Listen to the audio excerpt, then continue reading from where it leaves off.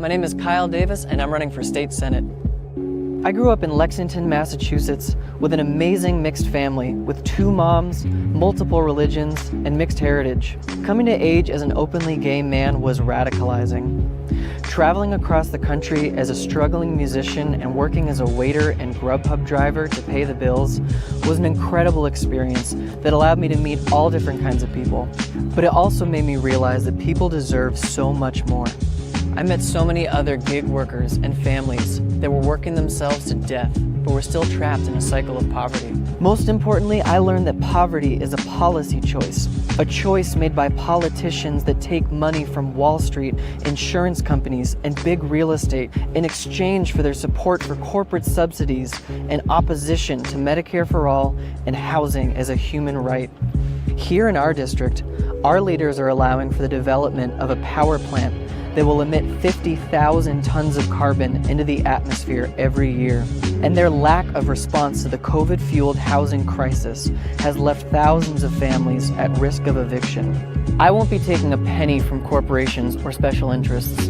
I will fight relentlessly for the right to unionize, a living wage, free college, and the dismantling of systemic racism so that everyone has the opportunity that the American dream has promised to them. That also extends to people seeking refuge and opportunity here. Join us in this movement to do more for the North Shore.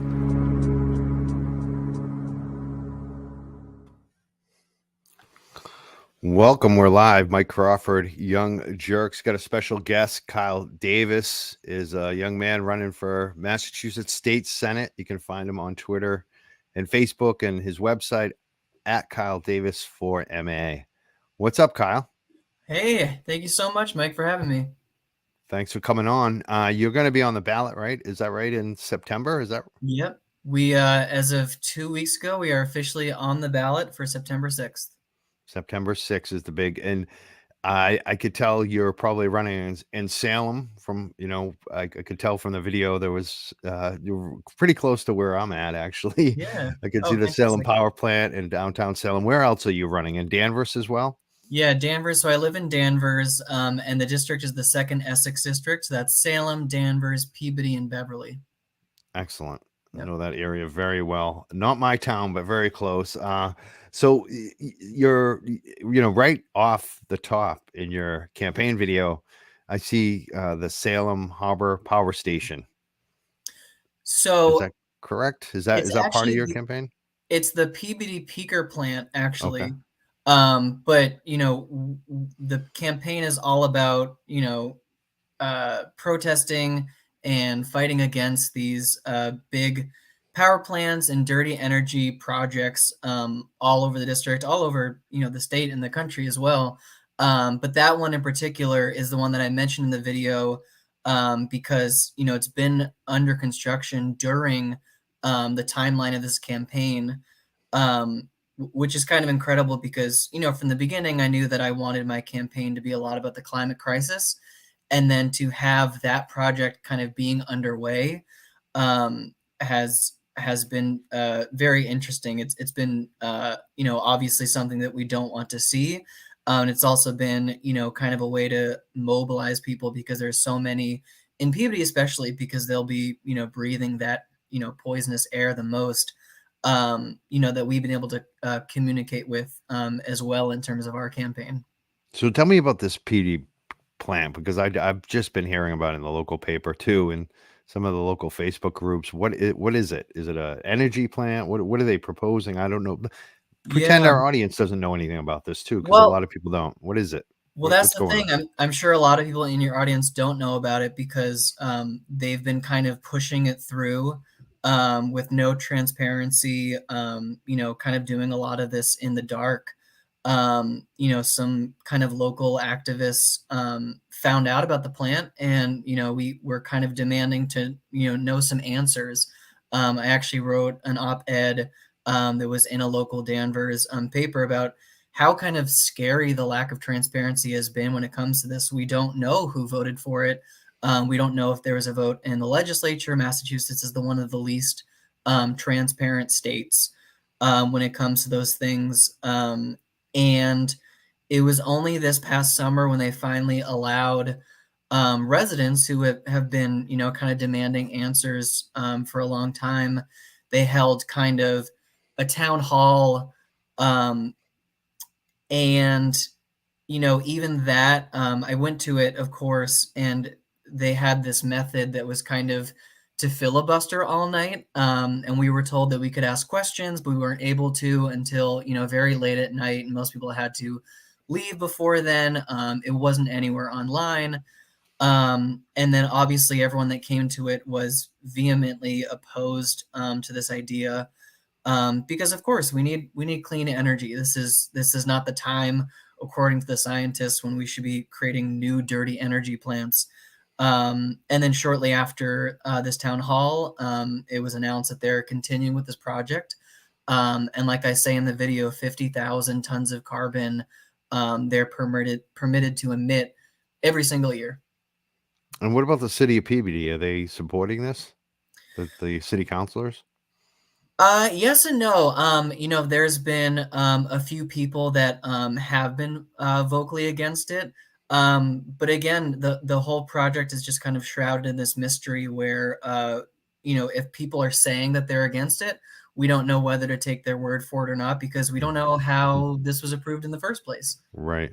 Yeah. It's funny because this is the same city that was like so against having recreational cannabis, and I just look at what would I rather have? I would rather have recreational cannabis every day of the Right. week over Right. a power plant. It's not even a question. Exactly. Yeah.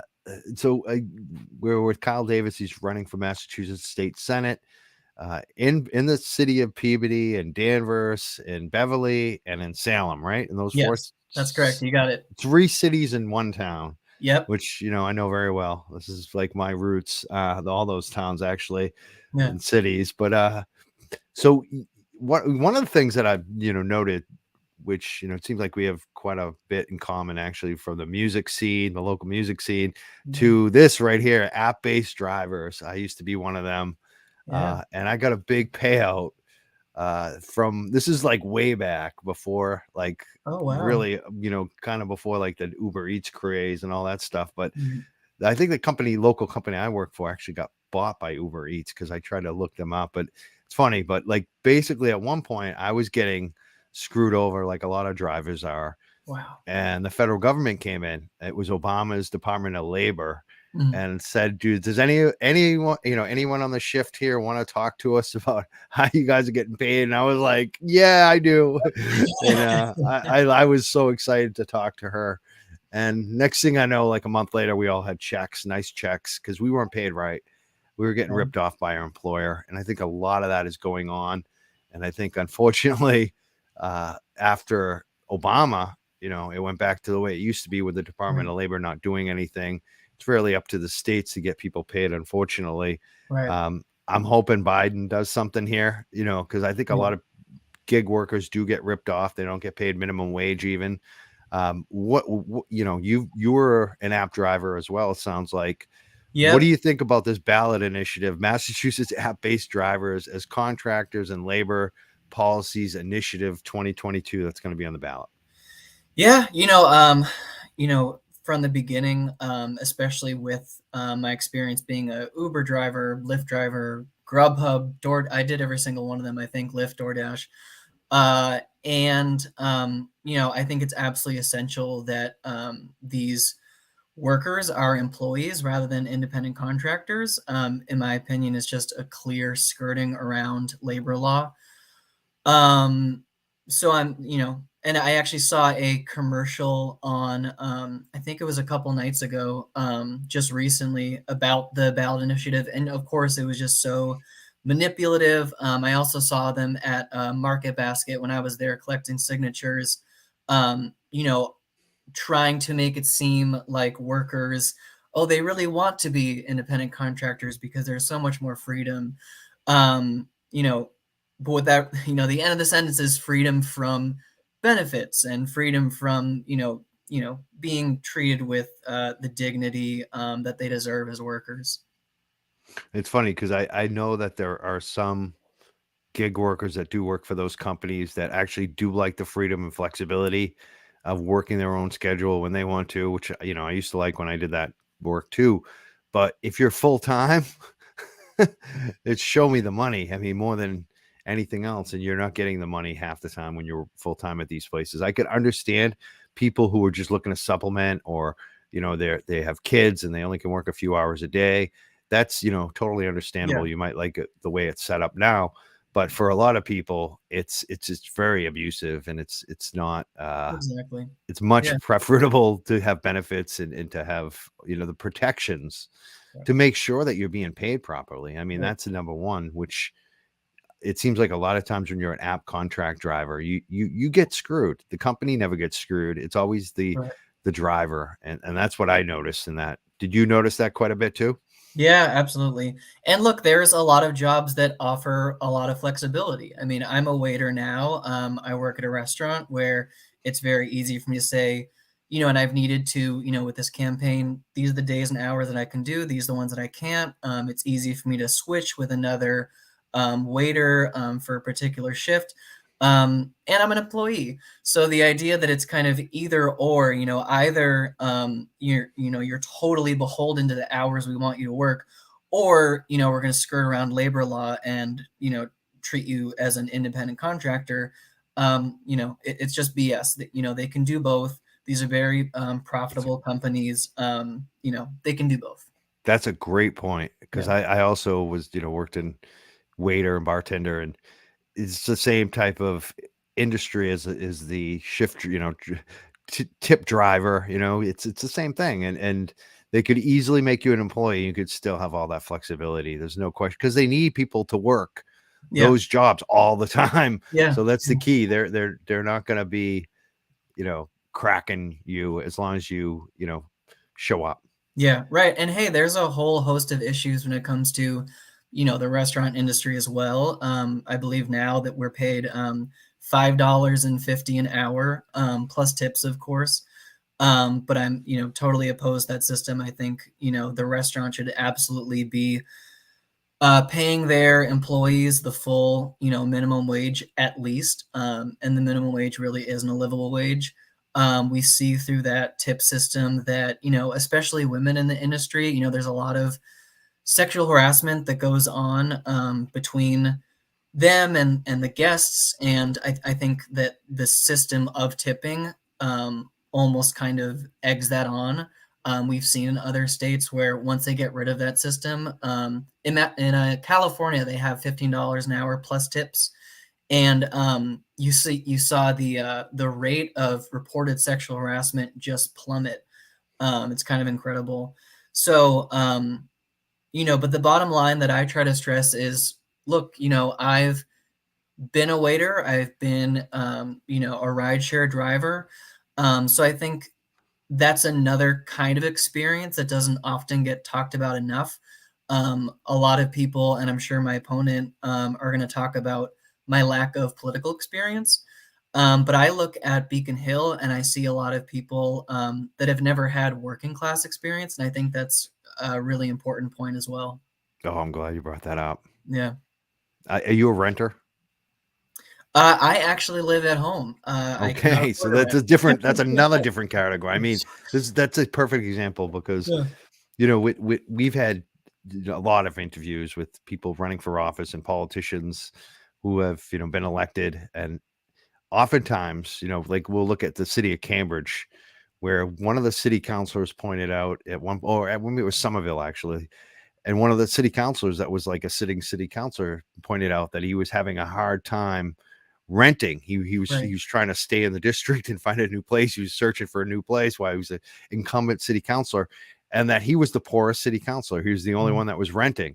And it's like, that is like such a unique perspective when you're not an owner, when you don't own property, because most people who are in office own property. I mean, that's, so to me, it shows a lack of actual diversity Yeah. within elected offices. So that you live at home with your parents is quite a unique perspective that a lot Yeah. of young people have, that's not represented up at the state house. I guarantee you.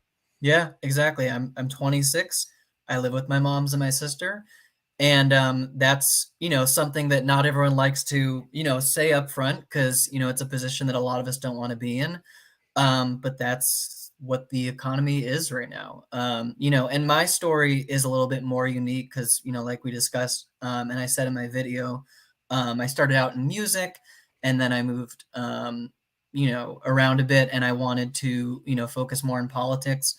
But I think, you know, that kind of experience of being a struggling artist and waitering and rideshare driving, you know, I can see the position that so many people, especially in my age group, millennials and now Gen Zers, you know, are finding themselves in, you know, where that's the situation. You're getting older and older, and you're under, you know, the weight of student debt, or you know, for a variety of reasons, you know, renting is just not an option. And you know, when I look around at the options that are around, studios are like $1,300, anywhere as close to this area.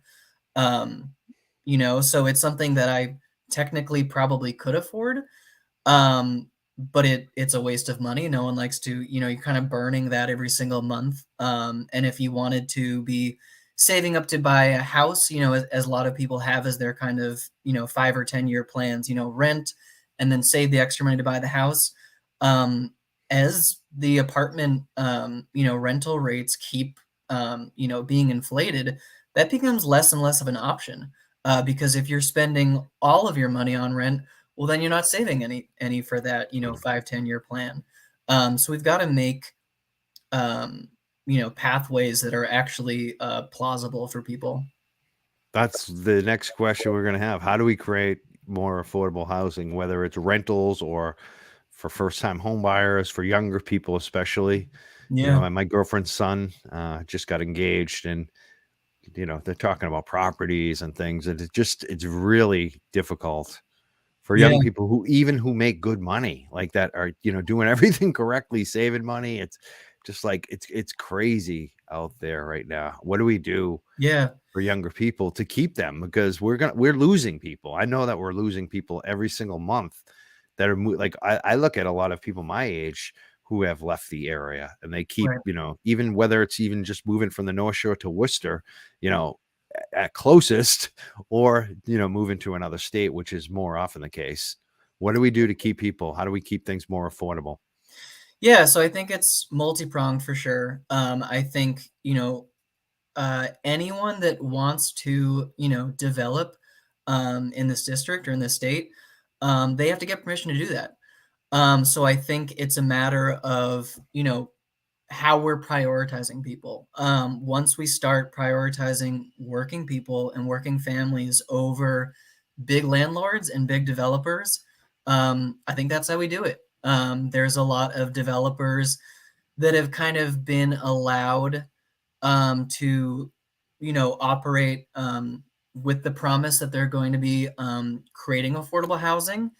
And then turns out, like I said, those units are $1,300, which is not affordable for many people. So it's holding them accountable. It's saying, no, we don't need more luxury condos or luxury, you know, student housing in this area. What we need is more affordable housing. And then there's also the role of the state to actually be creating the housing ourselves. We can make quality public housing. We've seen it work in other countries and other places. You know, we don't have to be creating, um, you know, uh, housing that is not quality. We can be making actual quality public housing for people. We have more than enough money to pay for it. I support things like a fair share amendment, which I'll be going down, I believe it's next Saturday, to advocate for, where we're putting a very small tax increase on millionaires that can absolutely afford it. In Massachusetts, we have just a 5% flat tax, which I think is, you know, ridiculous. We're taxing working class and people, you know, that could be in poverty at the same rate as millionaires. And if we change some of those laws, and also use the giant surplus that we have as a state already, in a way that, you know, shows moral courage and actually shows that our priorities are making sure that housing is a human right. Um, I think that this issue becomes a lot more simple than a lot of people try to make it. Got a comment from Lisa Silva, who's a great community organizer in Lisa, Danvers. Yeah, I know Lisa listening. She very says, well. Hi, great Lisa. point. And speaking of her, I wanted to bring up a Danvers centric issue, which is it's funny because my family knows this guy, the hockey coach, so Oh, it's yeah. kind of weird for me because I'm an old jock but I'm an old coach too. And what happened at Danvers High School with their hockey team is crazy. Yeah. And I'm just wondering what you're running for state office, which doesn't really deal with the town, but there is some oversight and there's funding that goes from the state to the town. What do you think about how Danvers, especially the superintendent and the town, has handled this high school hockey team hate scandal is what I'm going to call it. It's Yeah. really some awful things have happened. I think people know about it. What do you think about it? What do you think about the town of Danvers and especially the school department? How have they handled Yeah. this? So I think about the issue in a few different ways. There's always the question that you never know quite how to answer of how do you deal with hate and how do you deal with racism and bigotry of all forms. And on some level, there's always going to be people that are bigoted. You can't necessarily legislate that away. But I think part of the solution is, you know, diverse leaders and leaders that, are very passionate about, being a part of the solution and creating a, welcoming city and town and district and state. Um, you know, as a gay man, I've had, my fair share of run-ins with very hateful people going door knocking throughout the state. Um, in a surprising way, because obviously it's we're in a blue state, we're in a blue district.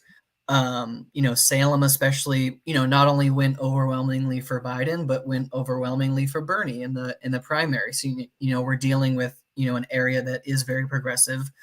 But it's not everyone. I had my flyers thrown at me while being called the F word. I've had numerous occasions of hate. So I think that that is part of the solution, is putting people in there that understand, bigotry in that deep level, and can kind of be elected and say, uh, your hate didn't matter. I'm in here. I'm going forward. I'm going to create, a more welcoming district. Um, I hope that you can be a part of the ride, but not everyone can. So then, in when it comes to the Danvers High School, there are kids that are going to be bigoted, and say bigoted things because they have parents that are bigoted and say bigoted things. Um, and what we need is adults that are going to stop that in its tracks and obviously not encourage it and not play into it and not allow it. And that's clearly not what happened at the high school. It seems there were a lot of adults that were much less responsible than we would have liked them to be, to put it mildly. And I was glad to see, multiple resignations, and to see, this outcry of accountability, especially for, the adults involved in that situation that are kind of supposed to be children's mentors, when they're not with their parents, they're not at home. And I think a lot of people failed. So I think that, on every level, including at that really local level, it's important to have people like Lisa Marie Silva, like Manny Lopes that just won his election for school committee. I think that's going to make a lot of a difference. People that understand bigotry uh, and want to be a part of the solution. Now, you mentioned some recent resignations. I believe the superintendent just retired or resigned, whatever you want to call it. Yes. I know the head coach, Steve Baldessari, did resign from his coaching position, but I believe he is still a police resource officer. He leads the unit at the high school. Do you feel like he should resign from that position or be forced to resign at this point? I do. Yes and yes. Yeah, I think that, like I said, anyone that was, kind of a part of the problem, needs to go. Anyone that read the, full report, I think it was the Boston Globe that went into, the nitty-gritty details of, exactly what was being said. I mean, it was horrific. Um, and it's always a tough position to be in, to be talking about, someone having their job taken away from them. That's an uncomfortable conversation to have. But again, it's about priorities. It's about, are we going to, you know, be willing to have conversations like that in order to put, the safety and the well-being of children, especially in vulnerable groups, kids of color and Jewish kids and LGBT kids. I think that they absolutely need to come first. I agree 100%. And, I speaking as someone who was a head coach in Massachusetts at a public high school for wrestling, not hockey, but wrestling anyways. I think the coach should, resign or be removed from the school as well.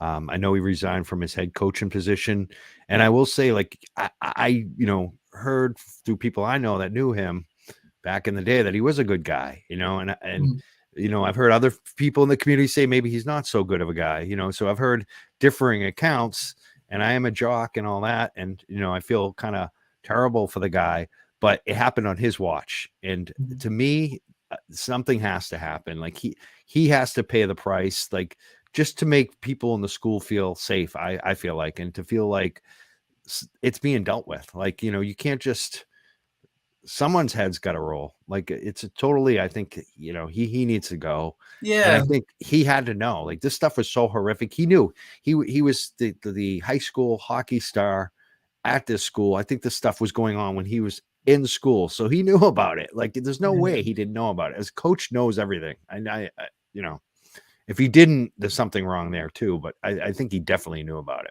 Absolutely. And again, I think, we don't have to come at it from, a place of, trying to be punitive, Mhm. but more so just like looking at what accountability looks like. That's right. And I think, sending a clear message, because what is the message otherwise if, the adults that were supposed to be responsible, let this happen and then, there is no accountability. I think that's certainly a way to, embolden the hatred. And that's the last thing that we want to do. Now another thing you mentioned tonight that you were a musician, an artist, which Yeah. is near and dear to my heart. My girlfriend has like run the local music show forever. You used to be Oh, on radio WAF, but AF went out of business. So now she does her podcast here in the same studio I'm recording in. She does the Bay State Rock local show. So I love musicians. I've always awesome. been, I met her when I used to book music shows myself. And so we're big, into artists and musicians and all of that. We have a lot of friends who are musicians. Um, Fantastic. how do we support them? Because that's kind of mentioned that earlier that a lot of people have been moving to other states, and I especially see that with creatives and musicians, artists. They can't afford the rents. How do we support them in Massachusetts? Staying. How do we invest in Yeah. Massachusetts? How do we do that? It is a tough industry. You know, um, I was doing music for a long time, and I was always, the most passionate about it when I was, incorporating, the issues that I cared most about into it. When I was writing songs about police brutality or doing covers of some great anti-war songs from the 60s. And then I got, more and more passionate about, actually being a part of the solution when it comes to racial and economic inequality. So that's what kind of pushed me more into running for office and activism and being a part of campaigns and, starting my own campaign. But another huge part was just how tough it was. There are just so many people that are in the industry that do not have artists' best interests at heart. It's a countless number of times where I've had money stolen from me, and dealt with every possible situation. So I think there definitely needs to be a lot more regulation in that industry to make sure that it's not so easy to take advantage of artists. It's an interesting industry, of course, because, unlike other industries, there's not, a clear path. It's not, okay, get your degree in this field at college, and then you get your starting position, you move up. And I think that lends itself for people to come in and say, oh, you don't know what you're doing. I'm gonna help you. And they're able to sell you on all these things they're gonna do for you, and then kind of leave you high and dry. And it's very difficult for artists to kind of navigate how to get back the money that's been taken from them. So I'd like to see a lot more regulation of the industry, and ways to kind of help artists through that. Excellent. Yeah. Any funding that you think that could help artists as well? Like Yeah. I mean, would the state fund? I know they do some funding, especially with COVID. They did some. Do you see that as like a possible Yeah. path? Absolutely supportive of that. Especially, in the schools and everything. Of course, the arts are always the first thing to get cut. I think I absolutely oppose that. I think it's really important to, encourage the creativity that comes with that. Encourage artists and musicians. Yeah, I absolutely support, more funding for all of that. Now, I mentioned cannabis earlier. That's one of my my big things. I'm a medical cannabis user from being a jock. Excellent. Basically, my body is falling apart still, and cancer, and I've had a lot of issues. So Yeah, I'm a big medical cannabis user and I supporter hear and you. advocate and all that. Um, Me too. there's been a lot of issues around the regulation of cannabis. Like, one of the recent, I find it's a scandal that's come out, is we've been fighting for economic empowerment and social equity. And we finally get this big win. Like we fought for it on the show, especially, and Right. like a lot of the things that we thought we won, still we didn't win. Like when we win, we still don't win. Like because they get us. Like and what I'm giving you a perfect example of is the delivery. We're supposed to have recreational delivery to people who are actually big cannabis, but the regulators thought they were smarter than everyone else, and they, did crazy regulations that basically require two people to make a delivery. So the costs are ridiculous, and the small guy can't get ahead. There's like, Yeah. they're all going to go out of business before they even open, and some Yeah. of them are open now.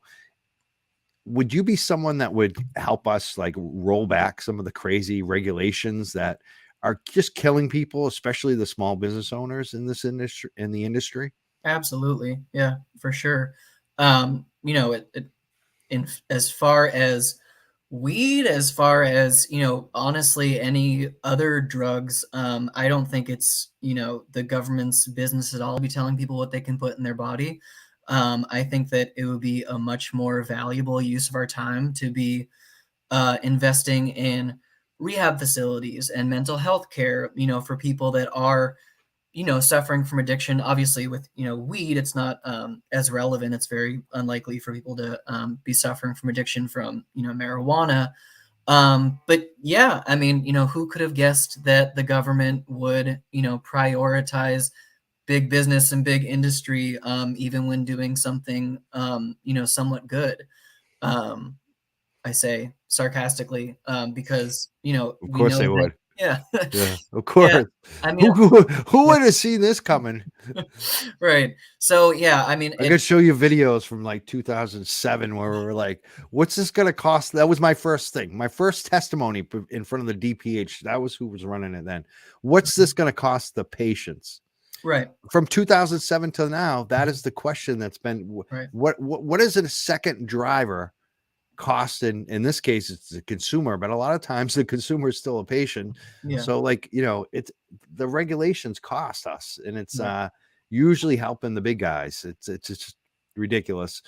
There's Yeah. another scandal that came out that it's starting to like bubble up. We're starting to, basically Curaleaf Holdings, one of the largest multi-state cannabis dispensary chains, which might be owned by the Russians, is being sued in federal court with allegations that it stole hundreds of thousands of dollars in tips from at least 50 employees. This is out of state in Illinois, I believe Chicago, somewhere in there.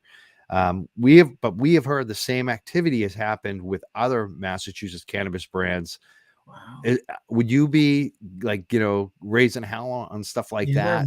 that? And also on the Russian question, because a lot of us are questioning whether Curaleaf should be investigated, like for the Russian ties, for the not even, I don't want to say Russia because it's not Russia, to the Putin ties. That's really Right. what it is, to the Russian government ties. Go ahead. Yeah, 100%. I was at we had an event, Meet the Candidates, in Danvers a couple nights ago, and I had the privilege of meeting with Shannon Liz Reardon, who's kind of been at the forefront. I was reminded of her as well when you were speaking about rideshare drivers. She has been able to get so much money back for workers, whether it's rideshare drivers or people in the restaurant industry, that have reported their managers taking their tips, which again is something that's obviously illegal, but something that's not enforced. And I had the privilege of meeting with her and discussing that. I kind of made my mind up that night of who I was supporting, because that's so crucial. The idea that an employer, would be pocketing that money is so awful, and we need to absolutely fight back as hard as we can about that kind of behavior.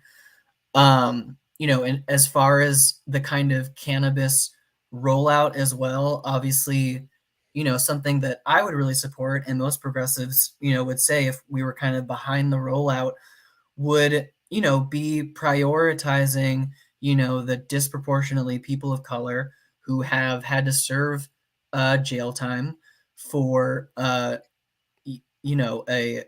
victimless crime, and be the first in line to get permits and, be prioritized in this kind of industry to say, we were wrong.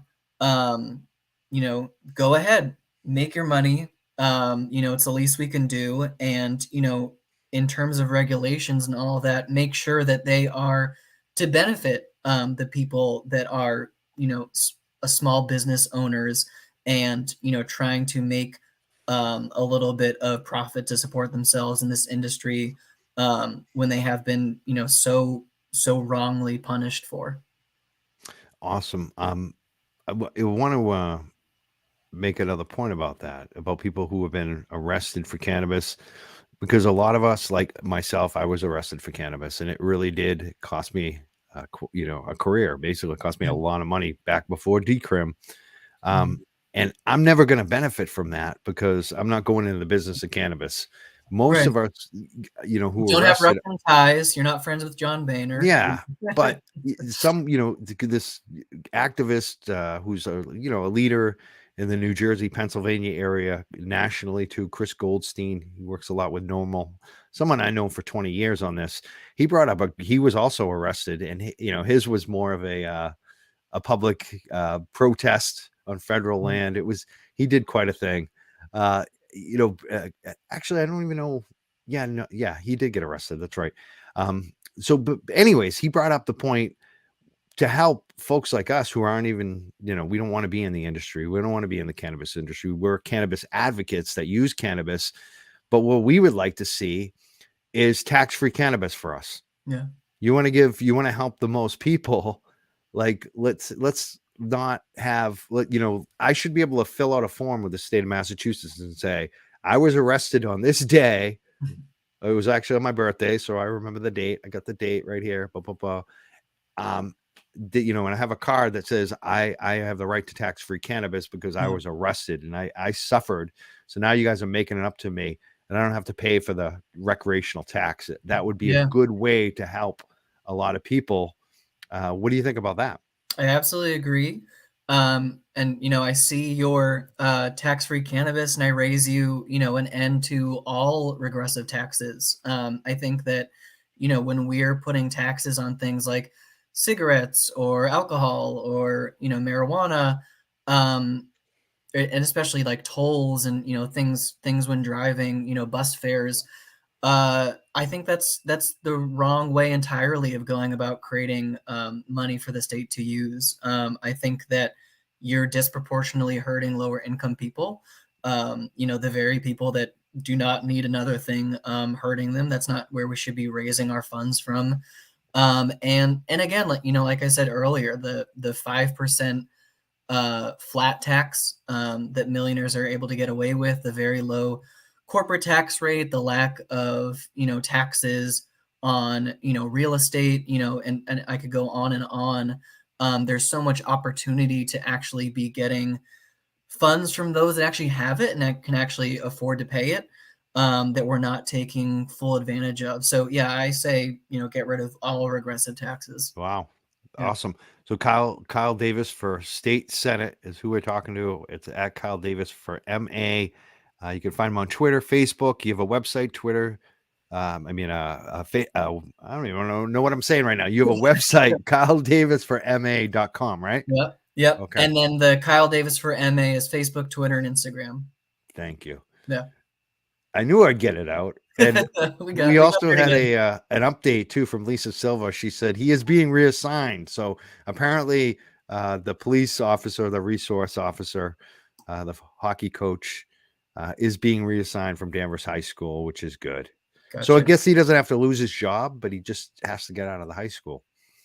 Gotcha. That Perhaps works. similar to That makes sense to me. I think that's yeah, sure. So we're the Young Jerks. There's a lot more we could be discussing. I know healthcare is also a big issue for you. What are some of the topics that you're hearing from people out on the campaign trail or even at the forums? You were at a forum last night, right? At the Pulaski Club in Danvers there? Yeah, Oh, the correct. Polish Club? It was Yeah. a Polish club, right? Polish Club, correct. Yeah. I saw Yeah. that and I was like, I know that place. So Yeah. right next to Sam and Joe's. Yeah. Yeah, that was fantastic. Yeah, like I said, with the Peabody Peaker plant, it's kind of amazing how, the issues that I'm most passionate about keep coming up over and over again on the campaign trail. So consistently, my, top 3 issues have been universal health care, affordable housing, and combating the climate crisis in a really serious way. Healthcare, that's kind of what got me into this. I was, of course, a big supporter of Bernie Sanders, and then later on, AOC, Cory Bush.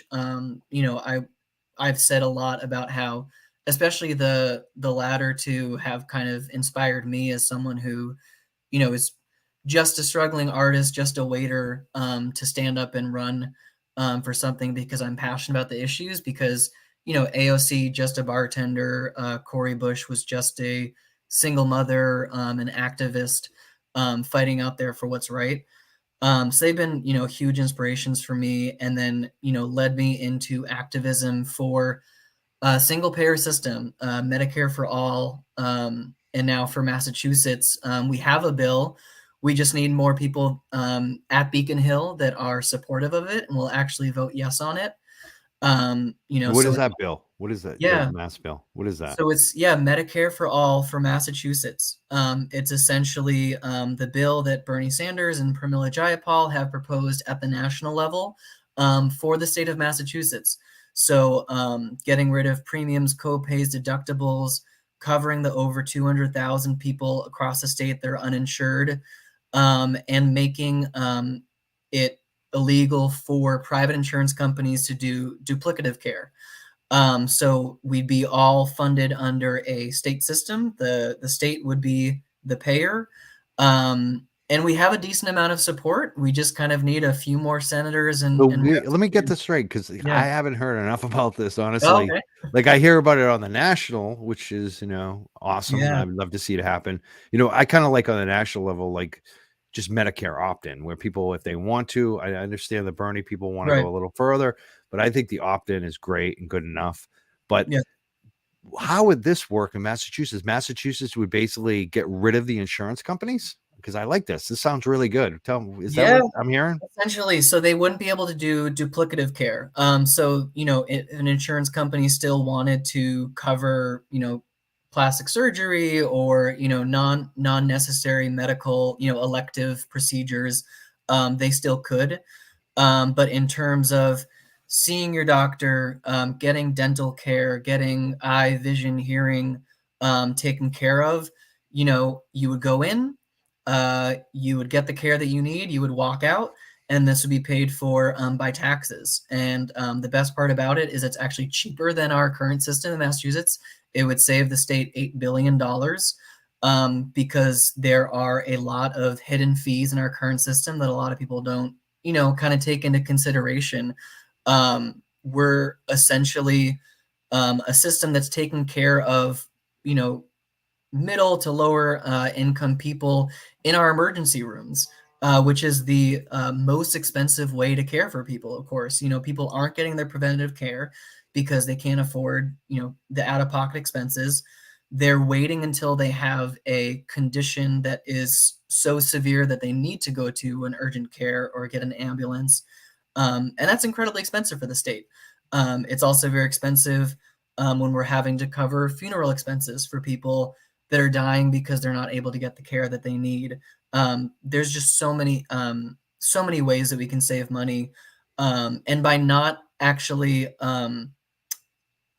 having the middleman of private insurance, we're saving a lot of money that way too. Because the system that we have now, mass care and everything, and the connector, which, definitely made a lot of progress.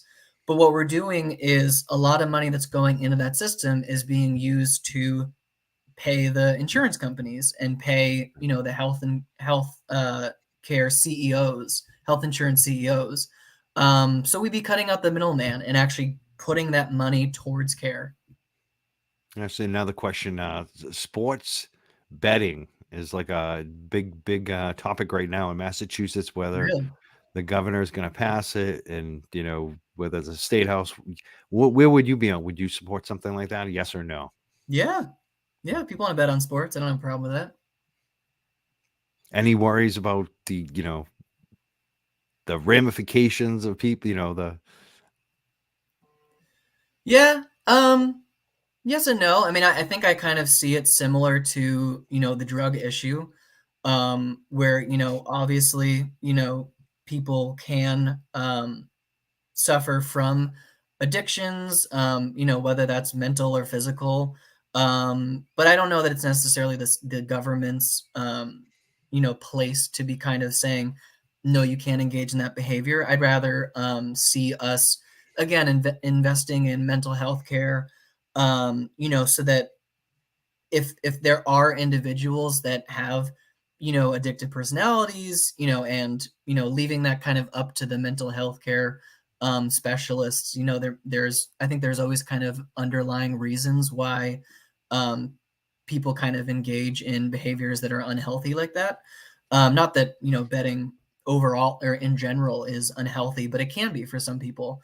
So I'd like to see it be an option for people that want to engage in it, and also have that support and those resources for those that are could be potential abusers of it. awesome. Yeah. Um, any other topics that you wanted to talk about tonight, like in terms of campaign ideas or just, anything you're hearing? I always like to make it clear that I'm not taking a dollar from corporations, lobbyists, special interests. I know I said it in my ad, but I always think it's one of the most important things that kind of translates to every other issue that I'm talking about. Um, you know, I'm the only candidate in the race that has taken that position when it comes to big money. I have about a $20 average donation, so very grassroots. So when I say that I'd like to stand up to the health insurance CEOs when it comes to universal health care, or that I'd like to stand up to these dirty energy projects and the fossil fuel industry, in what I'd like to see us being the national leader in combating the climate crisis, I mean it. And there's not, some lobbyist money that I'm going to take later on, or now in my campaign that's going to, push me in another direction on that. I'm solid with those beliefs. And so you mentioned, I know we mentioned a couple of times this Peabody power plant situation. Is there anything that people can do to, weigh in on that, or is that a done deal at this point? Yeah, I think, these institutions are always, subject to, buckle under public pressure. I think it's certainly been their desire to stay under the radar. So there's a fantastic organization called Breathe Clean North Shore, that I definitely recommend people getting involved with. They're always kind of holding either protests or, Zoom meetings to kind of educate more people on this. Going door to door, letting people know in Peabody about this plant, because a lot of people still don't know about it. So I would definitely recommend people going to that organization, because I think they're definitely, on top of it in terms of education and, being the protest to this plant. And it was Breathe Clean Breathe Clean North Shore. North Shore. Okay, Yep. perfect. There's Breathe Clean North Shore. MCAN as well, has been big on this issue as well. Awesome. I'm Yeah. gonna check them out. Keep Yeah. updated. So it's Kyle Davis for State Senate, at Kyle Davis for MA on Twitter, Facebook, Instagram. He's also got a website if you want to contribute. It's Kyle Davis for MA.com is the website. What's next for you? You have any campaign events or debates, anything upcoming, or people can volunteer to do standouts, things like that? Yeah, so nothing like that on the books yet, but we're definitely in the process of planning events, fundraisers, all that kind of stuff. Right now, I actually spent all day today knocking on doors in Peabody, up until right around 6 o'clock. So that's pretty much what I'm doing every day for the next couple of months, just getting the word out there, making every phone call, knocking on every door. We absolutely need help with that. If people want to, join our efforts, we got 60,000 doors to hit. Yeah, and then definitely events on the horizon. Awesome. So, I want to thank you so much, and Hey. hopefully we can have you come back closer to the what? Again, it's in September, right? Yep, September. September 6th. Yeah, closer to September 6th. We'll Yep, love to that's have the you back. primary. And then I believe the general will be November 8th. Yeah, I'd love to come back. Thank you so much And for having me. again, we didn't even mention the party. You're a Democrat, right? I'm a Democrat, yes. So it'd be if people want to vote for you, it'd be the Democratic primary. Yep, anyone can vote, other than registered Republican. So it doesn't matter if you're a Democrat, if you're not enrolled, Green Party, as long as you're not a registered Republican, you can support us. Vote in that primary. Perfect. Well, and you obviously have to be a resident of Peabody, Beverly, Danvers. What's the other one I'm missing? Salem. Salem, yeah, of course. Closest one to me. So thank you so much again, Kyle Davis for State Senate, and good luck. And hopefully we'll hear from you close to the election, and good luck on the campaign trail, especially knocking on all those doors. Actually, before I let you go, have you had any crazy moments recently knocking on a door, where someone might be not liking Democrats, right now? Yeah, so there was that kind of hate incident that I mentioned earlier. People have been pretty good though. I'm trying. I've got the database and everything that's making sure that I'm kind of only knocking on doors that are either unenrolled or Democratic. Like I said, people that kind of are more likely to vote, to kind of be a little more efficient. So I'm supposed to be only knocking on those doors. Once in a while, I'll knock on a door where someone is accusing me of being a baby killer or something like that, or using expletives, and I have to say, oh, okay, I think I might be at the wrong door, or agree to disagree. Thank you so much for your time. Hopefully you don't have to bring out the phone and start recording. Yeah, hopefully. So very much good luck on your door knocking, Kyle. And Thank you thank so you so much. much, Kyle Davis for State Senate, for spending some time with us tonight. Thank you. I appreciate it. And we're the Young Jerks. I'm Mike Crawford. We will see you very soon. Thank you to our listeners and supporters. Have a good night, people.